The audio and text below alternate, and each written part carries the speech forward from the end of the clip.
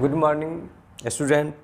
आज हम लोग फार्मूला सागर के पार्ट 3 पढ़ेंगे और इसमें जो है कुछ सूत्र है जिसको हम लोग देखेंगे और इसके बाद आगे भी आने वाले पार्ट में हम लोग आगे फैक्टोरियल का भी जितना भी रूल्स होता है उसको पढ़ेंगे।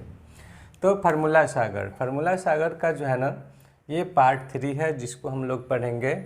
इसमें हम देखेंगे फार्मूला के कुछ रूल्स है और यहाँ जो सूत्र बताया जा रहा है इसका यूज जो है ना कई जगह होता है।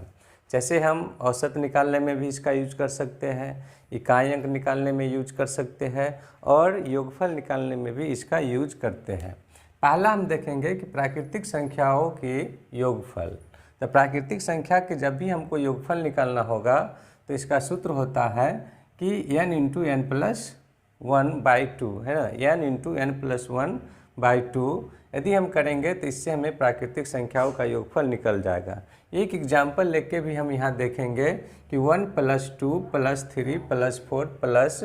100 तक, माने 1 से लेकर 100 तक की संख्या को यदि हम जोड़ते हैं तो हमारा क्या हो जाएगा 100 इंटू 100 प्लस 1/2 करेंगे तो हमारा योगफल निकल के आएगा कितना 2550। इसको हम ऐसे भी पढ़ सकते हैं।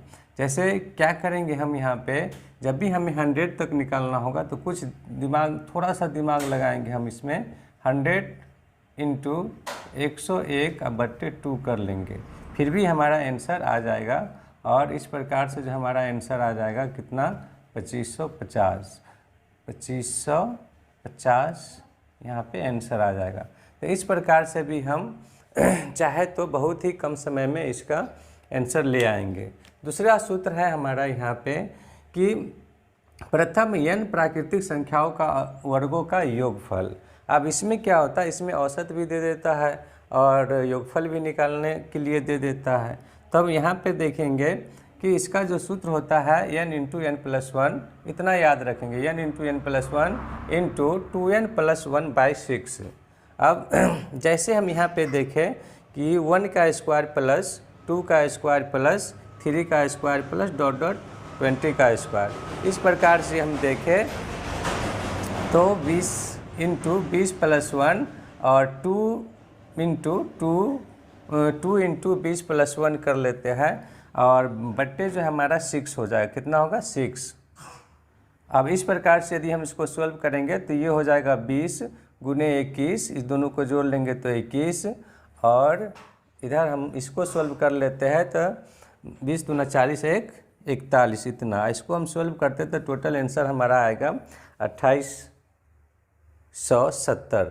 ठीक, इसी प्रकार से यदि प्राकृतिक संख्याओं के घनों का योगफल ज्ञात करने के लिए कहे तो इसका और सिंपल सूत्र है, सिर्फ इतना याद रखेंगे, इसका स्क्वायर कर देंगे n इंटू एन प्लस 1/2 इसका जो है स्क्वायर कर देंगे। या हम इसको ऐसे भी पढ़ सकते हैं n square into n plus 1 के होल स्क्वायर बाई 4।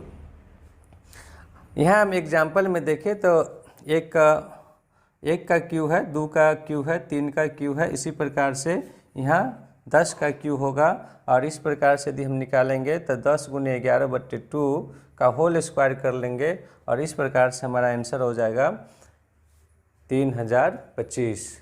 क्लियर। तो इस प्रकार से जो है ना इस सूत्र का हम कई जगह यूज करेंगे, जैसे एवरेज निकालने में, सिंगल डिजिट निकालने में और ऐसे भी हम जो है ना टोटल संख्याओं का योगफल निकालने में भी हम इसका यूज करते हैं।